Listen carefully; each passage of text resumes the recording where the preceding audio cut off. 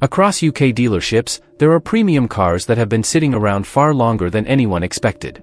These are not fresh arrivals waiting a few days for the right buyer. Some have remained unsold for months, and a few have been hanging around for well over a year. Dealers have already tried to move them by cutting prices once, then again, and in some cases even a third time. Yet despite those discounts, interest remains surprisingly weak. And that is where things get interesting, because in the luxury market, a heavily reduced asking price does not automatically mean you have found a bargain. When an expensive car drops this sharply in value, it is easy to assume that the smartest move is simply to get there before someone else does. But that can be a costly way to think. A vehicle that stays in stock for this long usually has a story behind it. Sometimes buyers are avoiding it because of known weaknesses, ownership costs, or concerns about long-term reliability. In other cases, the depreciation has simply been so severe that the car now offers a level of comfort, technology, and refinement that looks almost impossible to match at the same price point. So the real challenge is not finding discounted luxury cars. It is working out which discounts create genuine value and which ones should make you look much more closely before signing anything, and that means we cannot judge these cars by horsepower, equipment lists, or badge appeal alone. We need to look at the things that actually matter once the excitement wears off: recall history, common faults, reliability feedback, routine servicing costs, repair bills, and the prices these cars are genuinely changing hands for across the UK. Every one of those factors matters, because saving several £1,000s on the purchase price can stop feeling like a victory very quickly if the ownership costs begin eating through that saving. That is why this list includes two very different kinds of luxury car. Some have depreciated so heavily that they have become far more compelling on the used market than most buyers realize. Others look equally tempting at first glance, but the low asking price can come with compromises that reduce the value of the deal once you dig deeper. The discount alone tells you almost nothing. What matters is why the car became cheap in the first place. So we are going to examine each model individually and break down why buyers are hesitating, what is really driving the fall in value, and when that depreciation can actually work in your favor. By the time we get through each one, you will know what to inspect before committing your money and which luxury cars on the UK market deserve a serious second look. If you enjoy content about cars, technology, innovation, and smarter choices for buying better, take a moment to subscribe to the channel. We are very close to reaching 1,000 subscribers, and every new subscriber helps this project keep growing. Here, you will find videos made to show what is truly worth it in the automotive world, with no fluff, no hidden advertising, and always focused on useful information for anyone who wants to avoid bad buying decisions. So, if this content helped you in any way, subscribe now, turn on the notification bell, and follow the next videos. Your subscription may seem simple, but it makes a huge difference for the channel. Thank you for being part of this journey toward 1,000 subscribers. The fifth car on this list is the Volvo S90, built between 2019 and 2022, and this is one of those cases where the numbers start to make a lot of sense for the used buyer. As long as one crucial area is checked properly before purchase, the S90 can be one of the most overlooked large premium saloons from this period. Even today, it still delivers the kind of quiet motorway comfort, understated design, and high-end cabin feel that allows it to sit comfortably beside much newer rivals without appearing badly dated. When new in the UK, a well-specified S90 could easily cost more than £50,000, with higher trims and more advanced powertrains pushing the price considerably further. Today, used examples can often be found in roughly the £20,000 to £30,000 range, depending on mileage, condition, specification, and service history. That means the first owner has already taken the hardest part of the depreciation hit. For the second or third owner, that same loss in value is exactly what turns the S90 into a much more interesting proposition. The attraction goes far beyond the price tag. Step inside and you immediately understand that Volvo was never trying to copy the German formula directly. Instead of filling the dashboard with visual drama, the cabin focuses on clean lines, high-quality materials, and a restrained Scandinavian design language. That simplicity has aged extremely well. Once you are traveling at motorway speeds, the refinement becomes even more obvious, and the low levels of road and wind noise remind you that this car originally competed in a much more expensive part of the market than its current used price suggests. The engine choice does require a little more attention. For someone planning to keep the car for several years, some of the conventional petrol versions and later mild hybrid models can make a lot of sense. Volvo relied heavily on turbocharged four-cylinder engines, and in normal UK driving they provide more than enough performance for a large executive saloon without automatically pushing the buyer towards the added complexity of the plug-in hybrid versions. Before buying, it is important to confirm exactly which engine and drivetrain you are looking at, make sure the servicing schedule has been followed correctly and check that any significant maintenance work is properly documented, and this brings us to the area that deserves the closest inspection, the electronics. Over the years, Volvo issued various software updates affecting the infotainment system and other onboard functions. During a test drive, do not just check whether the screen turns on. Spend time moving through the menus, test the main functions, look for unusual delays and make sure no warning messages appear. It is also worth confirming that the latest relevant software updates have been installed. Something that feels like a minor annoyance during a short viewing can become very frustrating once you are living with the car every day. If the car is fitted with a panoramic roof, that needs attention as well.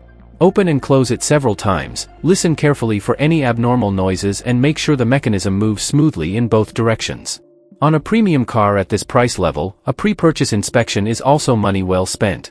Having an independent Volvo specialist look over the car may cost a few £100s in the UK, but that is still a small expense compared with discovering a major fault after the paperwork has already been signed. So why has such a capable luxury saloon fallen this far in value? A large part of the answer is market position. In the UK, buyers looking for an executive saloon usually think first of the BMW 5 Series, Mercedes-Benz E-Class, or Audi A6. The Volvo S90 tends to sit quietly behind those names, even though its comfort, build quality and long-distance ability are often far closer to them than used prices would suggest.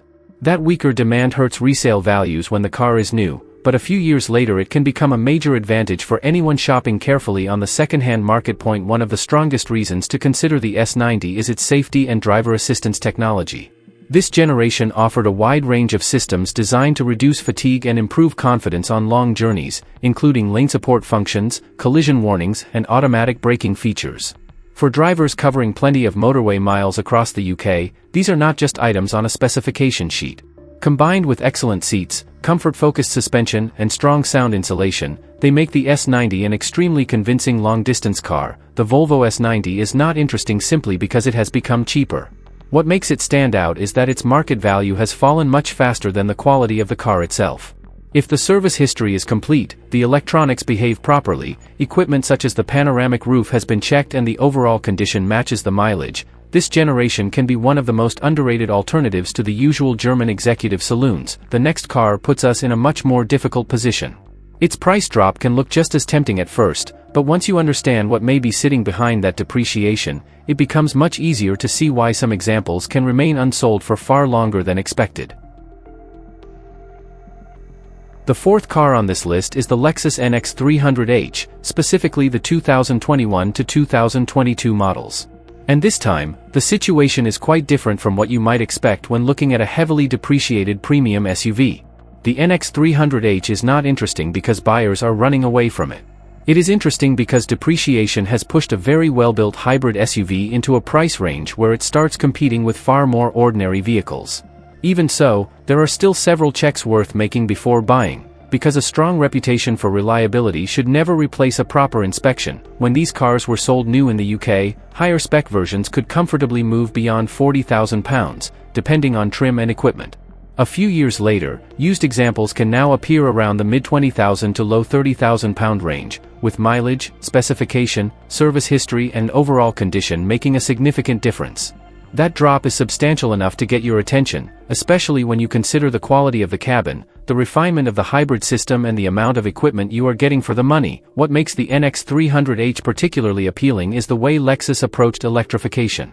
Rather than relying on a plug-in system that needs regular charging to deliver its best results, this version uses a self-charging hybrid arrangement.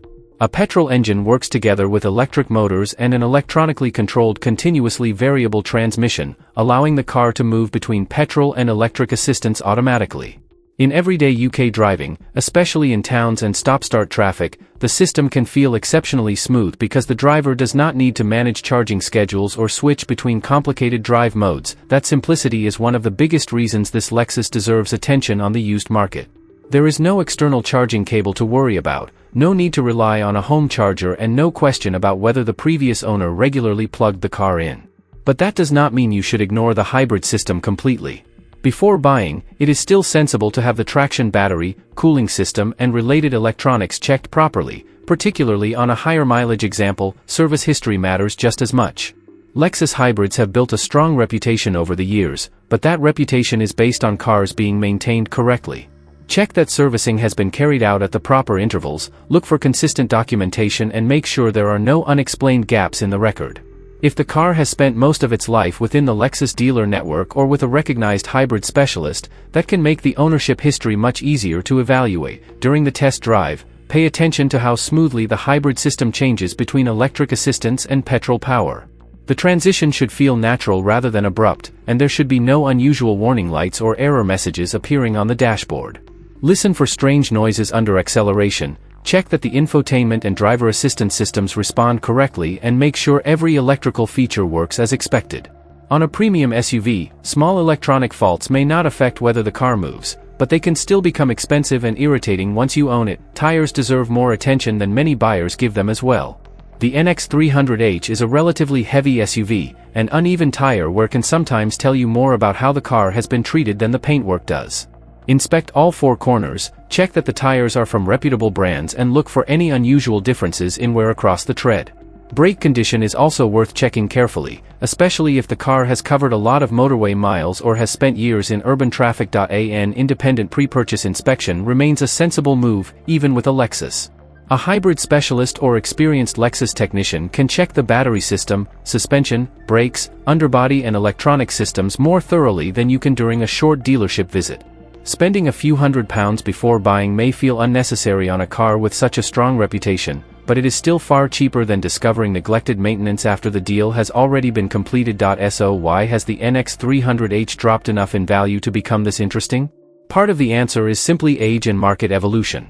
Newer Lexus SUVs offer more advanced infotainment, updated styling and increasingly sophisticated hybrid or plug-in hybrid systems. As those newer models arrive, earlier NX examples naturally move down the price ladder. But unlike some premium cars where depreciation can be a warning sign, here the falling price does not necessarily reflect a serious weakness in the underlying vehicle. There is also another advantage working in the buyer's favor. The Lexus badge does not always attract the same level of attention in the UK used premium SUV market as BMW, Mercedes-Benz or Audi. Many buyers automatically search for an X3, GLC or Q5 first, which can leave the NX slightly overlooked. That lower level of demand can create opportunities for buyers who care more about long-term ownership costs, comfort and reliability than having the most obvious badge on the driveway. The Lexus NX300H therefore sits in a very different category from many deeply discounted luxury SUVs. Its lower used price can genuinely work in your favor, especially if you find a car with complete servicing, a healthy hybrid system and a clean inspection. It may not be the newest or most technologically dramatic option in the segment, but that is precisely part of its appeal. You are buying into a proven hybrid setup after someone else has already absorbed a significant portion of the depreciation. The next car changes the tone again. Its price has fallen just as noticeably, but the reasons behind that drop are very different, and understanding those reasons is what separates an attractive discount from a car that needs much closer scrutiny. The third car on this list is the Alfa Romeo Giulia, covering model years from 2019 to 2022. And with this one, you need to be much more selective. That is almost a shame, because from a driving perspective, the Giulia remains one of the most engaging sports saloons in its class. Its sharp steering, rear-wheel drive layout on many versions and turbocharged 2-liter petrol engine producing around 280 horsepower give it a character that many more conventional premium rivals struggle to match. Drive it for only a few miles on a twisting British B road and the appeal becomes obvious. The front end responds quickly, the chassis feels unusually light on its feet and the whole car seems more alive than some German alternatives that may be technically excellent but nowhere near as playful. That is exactly what makes current used prices so tempting. In the UK, you can now buy into a level of styling, performance and driving involvement that originally belonged to a much more expensive part of the market, but the picture changes once you stop thinking purely about how the car feels from behind the wheel. If you plan to keep a Giulia for several years, you also need to consider the ownership environment around it. Alfa Romeo sits within the Stellantis group, and the brand has gone through changes in its model range and dealer structure over recent years. For a used buyer, that matters more than it might seem, because access to knowledgeable workshops and certain replacement parts can become increasingly important as the car gets older. Alfa Romeo still has an established presence in the UK, but its dealer and specialist network is naturally smaller than what you will find with BMW, Mercedes-Benz, or Audi. If you live near a major city, that may not be a serious issue. Further away from large urban areas, however, finding a technician who genuinely knows the Giulia can take more effort. And once the job becomes more complicated than routine servicing, tires or brake pads, experience with the model can make a major difference. That is also why a proper inspection matters before you buy. Depending on year and specification, some owners have reported occasional electronic warnings, temperamental sensors, infotainment glitches, and isolated engine management issues. That does not mean every Giulia will suffer from them. What it does mean is that if two cars are sitting at a similar price, the one with complete invoices, a consistent service record and a clearly documented history should immediately move to the top of your shortlist. One surprisingly simple component can also create symptoms that look much worse than the real problem: the 12-volt starter battery. The Giulia can be sensitive to low voltage, and a tired battery may trigger several dashboard warnings at the same time. If that happens during a viewing, do not immediately assume the car has a major electrical problem, but do not ignore it either. The sensible move is to have the vehicle scanned with diagnostic equipment that can properly communicate with Alfa Romeo systems and identify exactly what is causing the alerts. The 2-liter turbo petrol engine deserves the same careful approach. With roughly 280 horsepower in the higher output configuration, performance is more than strong enough and fits the Giulia's personality perfectly. Before committing, check that oil services have been carried out at sensible intervals, listen carefully during a cold start, watch for an uneven idle and pay attention to any unusual mechanical sounds. Saving several £1000s on the purchase price means very little if neglected maintenance produces a large repair bill shortly after you take the car home. The Giulia Quadrifoglio requires an entirely different level of caution. Mechanically, it is not simply a faster version of the regular car. Its twin-turbocharged 6-cylinder engine produces more than 500 horsepower and turns the Giulia into a genuine high-performance saloon. For an enthusiast, it is one of the most exciting modern Alfa Romeos you can buy. But that extra performance also means a used example deserves a far deeper inspection than a standard model. With a Quadrifoglio, a basic general inspection is not enough. You want a specialist who genuinely understands that version and knows where to look. Brakes, cooling, suspension, electronics and engine condition all deserve close attention. Cars like these may have been driven very hard, and poor maintenance by a previous owner can become extremely expensive for the next one. Some model-specific components can also take more time to source than equivalent parts for a BMW 3 Series or Mercedes-Benz C-Class, and that helps explain why certain Giulias can remain advertised for quite a while. Buyers are not only comparing horsepower, styling and asking price. They are also thinking about future resale, access to specialists, maintenance costs, service history, and how easy replacement parts will be to obtain. Those factors can put pressure on used values and help explain why the Giulia sometimes depreciates more heavily than its excellent driving dynamics would suggest. None of that makes a used Giulia a bad choice. A properly maintained example with strong documentation, clear ownership history and a clean independent inspection can deliver a huge amount of enjoyment for the money. The mistake is simply choosing the cheapest car on the market because it looks more exciting or more powerful than a German alternative at the same price. The Alfa Romeo Giulia is one of those cars where emotion and logic can pull you in opposite directions. The first few miles may convince you that you need to own it. Over several years, though, driving pleasure is only part of the equation. The quality of previous maintenance, the condition of the individual car and access to a trusted Alfa specialist near you can determine whether you have found an underrated performance bargain or something far less attractive than it first appeared. The second car on this list is the Jaguar XF, specifically the 2021 to 2023 models. And in this case, the verdict is more positive than many buyers might expect, provided you choose carefully and pay close attention to the car's history. The XF is exactly the kind of executive saloon that can become much more attractive after the first owner has absorbed the biggest part of the depreciation. Its market value may have fallen sharply, but the comfort, refinement and road manners still feel far more expensive than the price of many used examples would suggest. When new in the UK, a well-specified XF could easily move beyond £40,000, and higher trims or more powerful engines push the original price considerably further. The used market now looks very different. Depending on mileage, engine, specification and condition, examples from this period can appear around the low £20,000 to low £30,000 range. That means a substantial amount of the original depreciation has already happened, even though the cabin design, technology and overall driving experience still feel relatively modern. This is where the XF begins to make a strong case for itself. Jaguar designed it as a proper long-distance executive car, and that character is still obvious today. At motorway speeds, it settles into a calm and composed rhythm, the steering remains reassuringly accurate and the suspension generally does an excellent job of isolating occupants from poor road surfaces.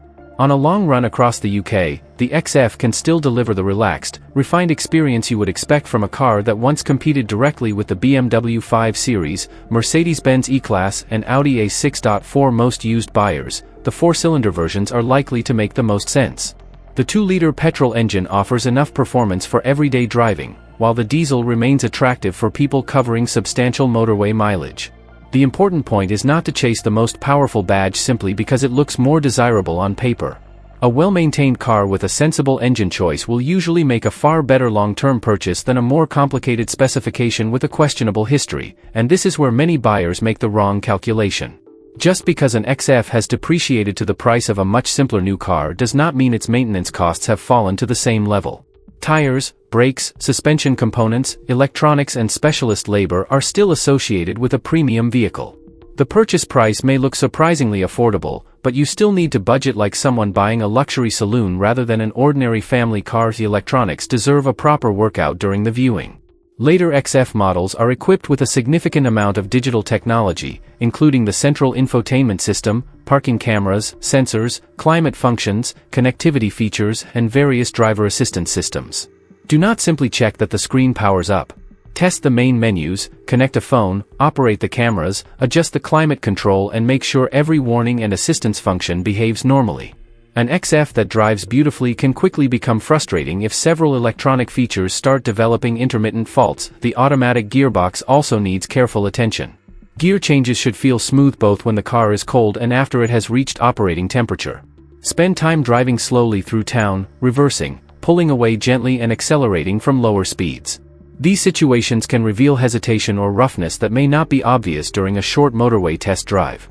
A car that feels perfect at 70 miles per hour can still behave very differently in stop-start traffic. If you are considering a diesel XF, how the previous owner used the car matters almost as much as the mileage itself. A higher mileage example that spent most of its life on long motorway journeys can sometimes be more reassuring than a lower mileage car that has mainly completed short urban trips. Modern diesel systems generally prefer longer runs, particularly because the diesel particulate filter and emissions equipment need suitable operating conditions. Understanding the car's previous usage can therefore tell you more than simply looking at the odometer. Specification can also have a major impact on future costs. A relatively simple XF will usually be easier to budget for than one fitted with every available option. Panoramic roofs, electrically adjustable seats, advanced assistance systems, larger wheels, and additional electronic equipment can all improve the experience, but every extra feature adds another component that may eventually need attention. On an older premium car, simplicity can sometimes be worth more than a long options list. That is why an independent pre-purchase inspection remains strongly recommended. A Jaguar specialist can check the suspension, look for fluid leaks, inspect the transmission, scan the control modules for stored faults and identify signs of neglected maintenance that may not be visible during a normal test drive. Spending a few £100s on that inspection can be one of the cheapest parts of the entire ownership experience if it prevents you from buying the wrong car. So why do some XF examples remain advertised for longer than expected? The answer has a lot to do with the way the British market has changed. Traditional executive saloons now compete against the enormous popularity of SUVs, crossovers, and newer electrified models. Many buyers automatically choose a taller body style even when a saloon may offer better motorway comfort and more composed handling. That shift in demand puts pressure on used XF values, even when the car itself remains genuinely capable. Jaguar's broader market position also plays a role. Buyers looking for an executive saloon often start with BMW, Mercedes-Benz or Audi, while the XF can be overlooked despite offering comparable comfort and a distinctly British character. That weaker demand hurts resale values, but for the right used buyer, it can work in exactly the opposite direction. You are effectively paying less because fewer people are looking for the car, not necessarily because the car offers less, and that is where the opportunity appears. For the kind of money that might otherwise buy a newer but more ordinary car, the XF can deliver premium materials, excellent long-distance ability, strong road manners and a much more distinctive ownership experience. The number one car on this list is the BMW 7 Series, covering model years from 2019 to 2022. And this is where depreciation becomes genuinely fascinating. Few luxury saloons show more clearly how dramatically the market can punish the first owner while creating a completely different opportunity for the next one. But there is an important condition: you need to understand that buying a heavily discounted 7 Series does not suddenly make it a cheap car to own. When new in the UK, a well-equipped 7 Series could easily move beyond £70,000, and the price climbed quickly once you added a larger engine, xDrive, upgraded leather, premium audio, executive seating packages or more advanced driver assistance equipment. Higher specification versions could move significantly beyond that figure. A few years later, the used market looks almost unrecognizable. Depending on engine, mileage, trim and condition, examples from this period can now appear in roughly the £30,000 to £50,000 range. In other words, the original owner may have absorbed a loss large enough to buy an entirely separate new car, and that is exactly why the 7 Series takes the top position here. Its market value has fallen much faster than its ability to feel like a flagship luxury car. Even several years after leaving the showroom, it still delivers outstanding motorway refinement, excellent sound insulation, deeply comfortable seats and the kind of relaxed long-distance ability that many newer cars struggle to reproduce. Close the doors, settle into the cabin and cover a few miles, and it becomes obvious why this was originally sitting near the top of BMW's range. There is another important detail with cars from these years. The 2019 to 2022 period covers the later stages of the G11 generation, including the extensively updated facelift. That matters because these later cars benefited from years of development and refinement, while also receiving newer technology, revised styling and upgraded assistance systems. For a used buyer, this can make the later G11 cars particularly appealing because they combine a mature platform with much of the equipment expected from a modern flagship. Certain versions can make more sense than others. For drivers covering serious motorway mileage across the UK, the 6-cylinder diesel models can still be very compelling. A 730D or 740D offers strong torque, excellent cruising ability and the sort of relaxed performance that suits the character of the car perfectly. Petrol versions such as the 740i can also be attractive for buyers covering fewer miles, but fuel costs become a more important part of the ownership calculation. There are also plug-in hybrid versions, and these require a slightly different mindset. Cars such as the 745e can offer impressive refinement and useful electric assistance, especially for shorter journeys, but they introduce additional complexity through the high-voltage battery, charging system and hybrid electronics. If you are considering one, do not judge it purely by the asking price. Battery health, charging operation and the service history of the hybrid system all deserve proper attention, and this brings us to one of the most important lessons in the entire list. A 7 Series that now costs less than half of its original price has not suddenly seen its repair costs cut in half as well. Air suspension, electronically controlled dampers, complex seating systems, cameras, radar sensors, soft closed doors, infotainment hardware, and multiple control modules were all designed for a car that originally cost premium money. Depreciation changes what you pay to buy it. It does not change what the parts were engineered to cost. That is why a short test drive is nowhere near enough. You need to work through every major comfort feature methodically. Move the seats through all available adjustments, test heating and ventilation where fitted, try the massage functions if the car has them and operate the sunroof or panoramic roof several times. Check the climate control, cameras, parking sensors, digital displays, navigation and every driver assistance feature you can access. On a flagship BMW, what looks like a small electrical inconvenience can become a much larger expense once diagnosis and replacement parts enter the picture. The suspension deserves just as much attention. After the car has been parked for a long period, it should still sit level rather than leaning noticeably to one side. There should be no suspension warnings when you start it, and the different drive modes should alter the car's behavior smoothly and consistently. Listen for knocking noises, pay attention to unusual changes in ride height and be cautious if the compressor seems to be working more often than expected. The automatic transmission should also feel almost invisible in normal driving. Test the car from cold, then again after it has warmed up. Drive slowly through town, reverse into parking spaces, pull away gently and accelerate from low speeds. Gear changes should remain smooth and predictable. A quick motorway run may make almost any 7 Series feel impressive, so urban driving is just as important when you are trying to expose hesitation or rough behavior. Electronic equipment is another area where patience pays off. The later G11 is packed with technology, and much of the ownership experience depends on it functioning correctly. Spend time using the iDrive system rather than simply checking whether the screen turns on. Pair a phone, use the navigation, test the cameras, operate the climate settings, and move through the various vehicle menus. If the car has gesture control, rear seat entertainment, or advanced assistance systems, test those too. The more equipment fitted, the more important it becomes to verify that everything works before money changes hands. Service history can make or break the deal. On a car like this, a thick folder of invoices and a clear digital service record can be far more reassuring than unusually low mileage with very little documentation. You want evidence that previous owners maintained the vehicle as a flagship BMW rather than treating it like an ordinary used saloon once its value began to fall. Regular servicing, documented repairs, and clear records of major work all reduce uncertainty.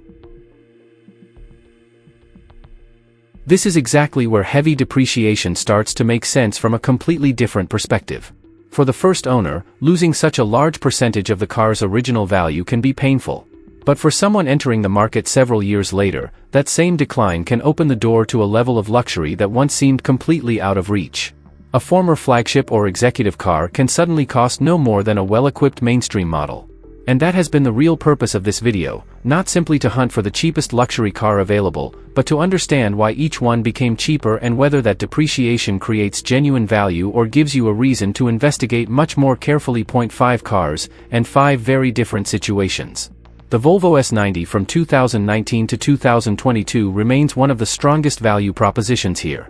Depending on mileage, engine, specification, and condition, examples on the UK used market can appear around the £20,000 to £30,000 range.